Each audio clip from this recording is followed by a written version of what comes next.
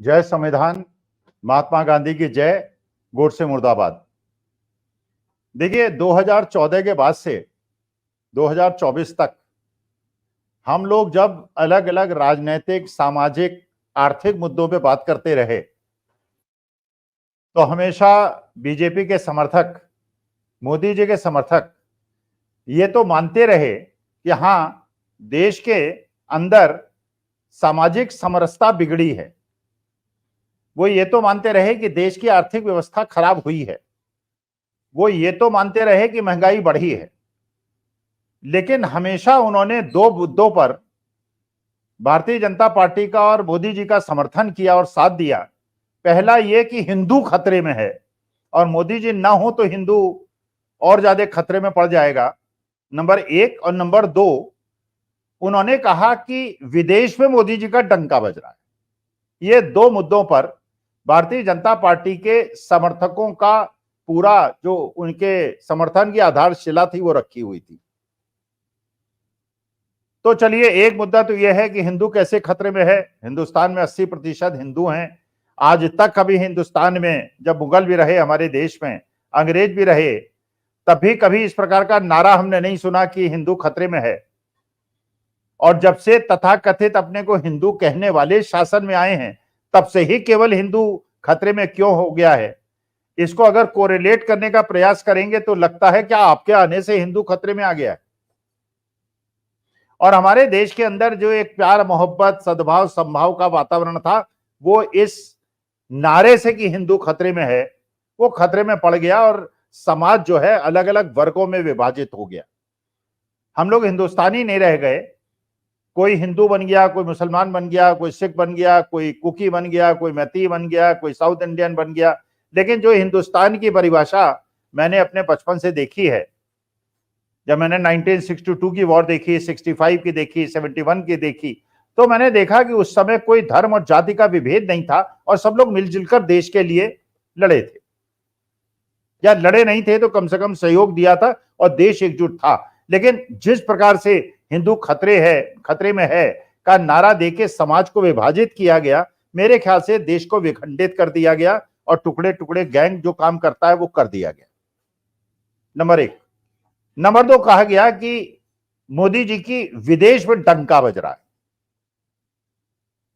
अब विदेश में डंका बज रहा है, इसकी परिभाषा क्या है, इसको जरा समझने का प्रयास करें कि डंका बजने का मतलब क्या होता है। डंका बजने का मतलब यह होता है, जो मैं समझता हूं, कि जब पंडित जवाहरलाल नेहरू विदेश जाते थे तो उनका स्वागत करने के लिए लाखों लोग लाइन में, विदेशी गोरी नस्ल के, जब वो जापान जाते थे, अमेरिका जाते थे, मॉस्को जाते थे, तो लाइन लगा के विदेशी उनका स्वागत करते थे और भारत के झंडे हिला हिला के विदेशी लोग स्वागत करते थे। मेरे ख्याल से वो देश का डंका बजने की बात थी, क्योंकि देश की छवि गुट निरपेक्षता की छवि, ना वो अमेरिकन ब्लॉक के साथ थे, ना वो रशियन ब्लॉक के साथ थे, लेकिन इसके बावजूद उनके साथ इतनी ताकत थी कि कोई भी ब्लॉक उनको इग्नोर नहीं करता था। वो डंका बजना कहते थे। जब लाल बहादुर शास्त्री और इंदिरा गांधी विदेश जाती थी तो उस देश के राष्ट्रपति खुद आके उनको रिसीव करने आते थे। बल्कि इंदिरा जी जब रूस गई थी तो वहां पे रूस के राष्ट्रपति, उपराष्ट्रपति, प्रधानमंत्री, उप प्रधानमंत्री सब उन्हें रिसीव करने आए थे। और ये विदेशी लोग थे, देश के, हमारे देश के दूतावास के लोग नहीं थे, क्योंकि उन्हें देश के, भारतवर्ष की शक्ति का, हमारी सामर्थ्य का और हमारे जो एक विश्व के अंदर हमारा प्रभामंडल है उसका अंदाजा था। इसको कहते हैं देश में डंका बजना। माननीय मोदी जी जो हमारे देश के प्रधानमंत्री हैं, हमारा सम्मान है, क्योंकि देश के प्रधानमंत्री का तो हमारे लिए सबसे, या तो देश के राष्ट्रपति का या देश के प्रधानमंत्री का हम लोग नैतिकता के रूप में ही सम्मान करते हैं, क्योंकि देश एक खूबसूरत लोकतंत्र है।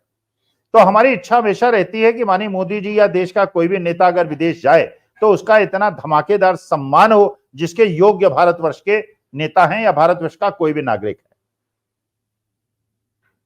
कहा जाता था कि जब चुनाव संपन्न हो जाएंगे तो राहुल गांधी इटली चले जाएंगे। राहुल गांधी तो इटली नहीं गए राहुल गांधी तो मणिपुर गए, राहुल गांधी तो हाथरस गए, राहुल गांधी तो मोरवी गए, राहुल गांधी तो आसाम गए, देश के अपने केरला गए, रायबरेली गए, अपने चुनाव क्षेत्रों में गए, जनता का धन्यवाद दिया। लेकिन मोदी जी जरूर इटली चले गए। इटली के बाद वो अभी रूस चले गए और रूस के बाद फिर वो ऑस्ट्रिया चले गए। अब आप सोचिए, मैं तो ये चाहता था कि माननीय मोदी जी जाएं तो पुतिन उनको रिसीव करने खुद आए, या कम से कम एक ऐसा प्रभामंडल दिखाई पड़े जब हमारा हिंदुस्तान देखे एयरपोर्ट के अंदर, तो देखे कि मोदी जी को रिसीव करने के लिए 50 लोग लाइन में लगे हुए हैं और उसमें 80% गोली नस्ल के हैं, रूसी मूल के हैं, जिसे हमारे देश के केवल लोग नहीं। लेकिन अभी तक मैंने जितनी भी फोटोग्राफ देखी हैं, आपने अगर कोई अलग चीज देखी हो तो आप मुझे बताइएगा, मैंने देखा है कि जब भी विदेश यात्रा में मोदी जी गए हैं, उन्होंने केवल हिंदुस्तानियों से बात की है। उनकी हर फोटोग्राफ में केवल हिंदुस्तानी ही दिखाई पड़े हैं। इसका मतलब क्या, हमारे देश के जो इतना गौरवशाली इतिहास है हमारे देश का, हमारे देश की इतनी मर्यादा है, एक प्रतिष्ठा है पूरे विश्व के अंदर, तो हमारे देश के सर्वोच्च नेता को अगर रिसीव करने केवल हिंदुस्तानियों को पहुंचना पड़ता है और वहां के निवासी हमारे देश के नेता से नहीं मिलना चाहते हैं, तो मेरे ख्याल से डंका बजने की बात पे अतिशयोक्ति है और इसका और अनुसंधान करने की आवश्यकता है। अब मोदी जी बाहर गए, विदेश गए, विदेश में उनका एक भाषण, जैसे पहले भी उनके भाषण प्रचलित हुए थे, वहां भी एक भाषण आज की तारीख में आपने सोशल मीडिया में देखा होगा, जिसमें वो कह रहे हैं कि 2014 के पहले भारतवर्ष के अंदर बड़ा निराशा थी, देश के अंदर उत्साह नहीं था, और 2014 के बाद ही देश के अंदर, जब से मैं आया हूं, देश के अंदर एक तेज आया है। क्या हिंदुस्तान का एक भी आदमी इस बात पे विश्वास कर सकता है, इससे सहमति कर सकता है? भारत की प्रतिष्ठा तो उस समय भी अपने सर्वोच्च स्तर पे थी जब स्वामी विवेकानंद शिकागो में भाषण करने गए थे, और जब उन्होंने बड़े गर्व से कहा था कि I am a proud Hindu and what Hinduism means, तो जब उन्होंने अपना भाषण खत्म किया था तो करतल ध्वनि से जितनी देर तालियां बजी थी, वो एक विश्व का रिकॉर्ड है।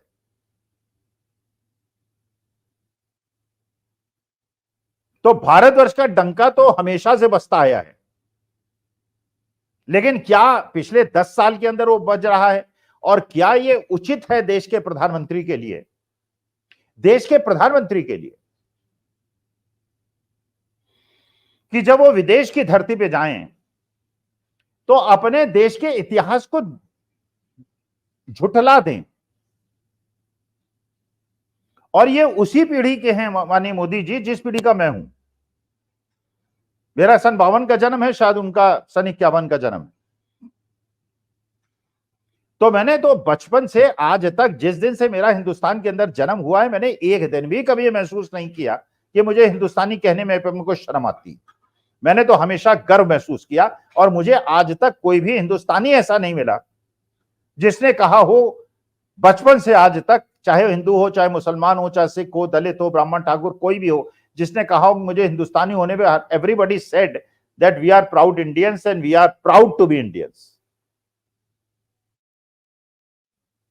तो हमारे देश के प्रधानमंत्री विदेश की धरती में जाकर देश के इतिहास और देश के बारे में ऐसी बातें क्यों बोलते हैं? या आपकी बात पता है कि हमारे देश ने 1965 में भी पाकिस्तान को करीब करीब लाहौर तक हमारी सेना पहुंच गई थी, और लाल बहादुर शास्त्री ने यह तक कह दिया था कि अगला दिन का नाश्ता जो है वो लाहौर के अंदर होगा। हमारी सेना वहां तक पहुंच गई थी। हमारी सेना का इतना शौर्य है, इतनी वीरता है। 2014 के पहले ही था 1971, जब विश्व की पहली ऐसी घटना घटी थी जिसके अंदर एक देश को दो भागों में बांटा गया था, क्योंकि जो वेस्ट पाकिस्तान के लोग थे वो ईस्ट पाकिस्तान वालों पे बर्बरता करते थे, उन पे अन्याय और अत्याचार करते थे। शेख मुजीबुर रहमान ने उनके खिलाफ लड़ाई लड़ी थी, जिनकी बेटी शेख हसीना आज वहां की राष्ट्रपति हैं, और इंदिरा गांधी ने बड़ी वीरता से मुक्ति वाहिनी का गठन करके, या वहां जो मुक्ति वाहिनी बनी थी उसका समर्थन करके बांग्लादेश को स्वतंत्र कराने में एक बहुत बड़ा योगदान दिया था। और विश्व के लोगों ने पहली बार देखा था कि लाखों, 1 लाख पाकिस्तानी सैनिकों को शरणार्थियों की तरह कैंप्स में रखा गया था। और हम तो बच्चे थे उस समय, बच्चे क्या थे, 18, 17, 19 साल के थे उस समय। जब जाया करते थे तो देखते थे कि उनके जो कैंप्स हुआ, और ये एक बड़ा सुखद अनुभव होता था जब हम देखते थे कि पाकिस्तानी उन तारों के पीछे किस तरह कैदियों की तरह रह रहे हैं। गर्व महसूस होता था अपने देश पे, हमको इंदिरा जी पे होता था। और अटल बिहारी वाजपेयी ने इंदिरा जी को दुर्गा माता भी कहा था। उस देश पर इन्हें, मोदी जी को लगता है कि 2014 के पहले देश में अवसाद की स्थिति थी, लोग बड़ी निराशाजनक स्थिति में रहते थे और लोगों को लगता था किस देश में वो पैदा हो गए। ये मोदी जी आपको लगता होगा, मुझे और मेरे देशवासियों को तो आज तक नहीं लगा।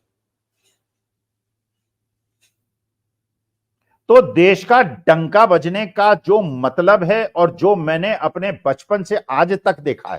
अच्छा, उसके बाद मैंने ये भी देखा कि जब मोदी जी इटली गए, रूस गए, ऑस्ट्रिया गए, तो वहां ठीक है वरिष्ठ लोग थे, लेकिन उसमें 80% लोग हिंदुस्तानी मूल के थे और हमारे दूतावास के लोग थे। अब वो उनकी सरकारी ड्यूटी है, देश के प्रधानमंत्री वहां जाएंगे तो उनको एयरपोर्ट में रिसीव करना पड़ेगा, वो डंका बजने वाली बात नहीं है।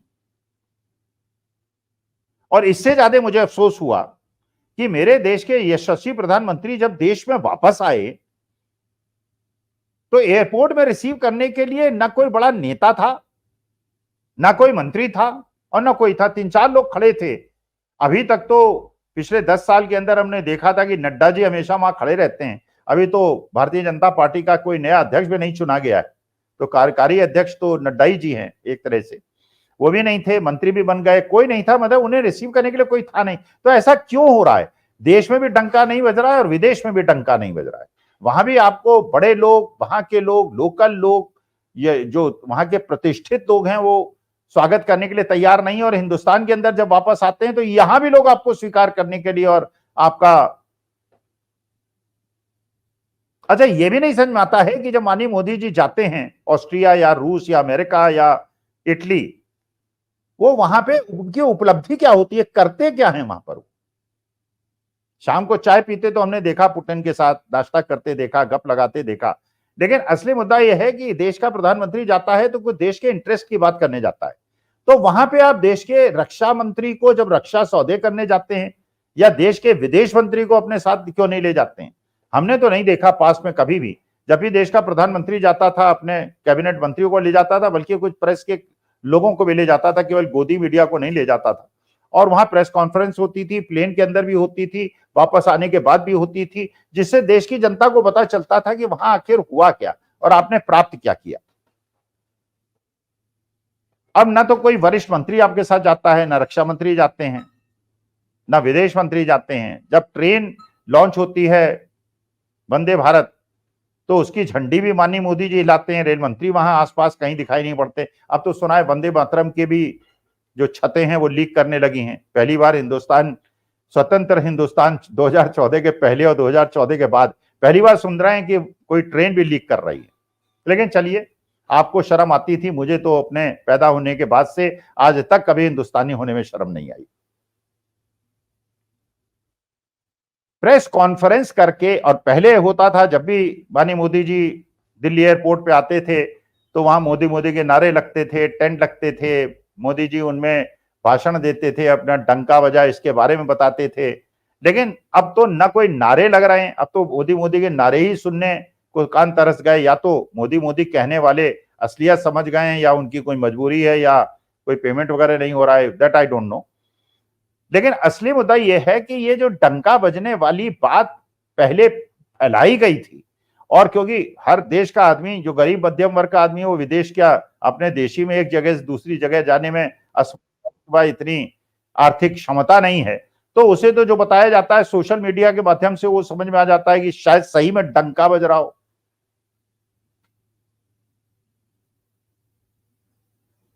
तो ये सब प्रश्न चिन्ह है कि मोदी जी को रिसीव करने लोग नहीं आ रहे हैं, उनका उस पर स्वागत नहीं हो रहा है, मोदी मोदी के नारे नहीं लग रहे हैं, टेंट नहीं लग रहे हैं, बातें नहीं हो रही हैं, वरिष्ठ लोग उनको रिसीव नहीं कर रहे हैं, तो क्या ये देश की राजनीति में किसी परिवर्तन की आहट है? तो जो हम लोग समझ रहे हैं कि 3-4 महीने के बाद जब असेंबली के इलेक्शंस होंगे, महाराष्ट्र के, बिहार के, झारखंड के, हरियाणा के, तो उसके बाद अगर इंडिया अलायंस जैसी अपेक्षा है वैसा करता है और चंद्रबाबू नायडू और चंद्रबाबू नायडू ने तो अपना काम करा लिया, उन्होंने तो 60,000 करोड़ का पेट्रोलियम रिफाइनरी का अपना प्रोजेक्ट स्वीकृत करीब करीब करा ही लिया है, तो उन्होंने हिज पर्पज इज सर्व्ड। अब सर्व होने के बाद अब वो इंडिया अलायंस पे रहें या इंडिया में रहें, उससे उन्हें कोई अंतर नहीं पड़ता।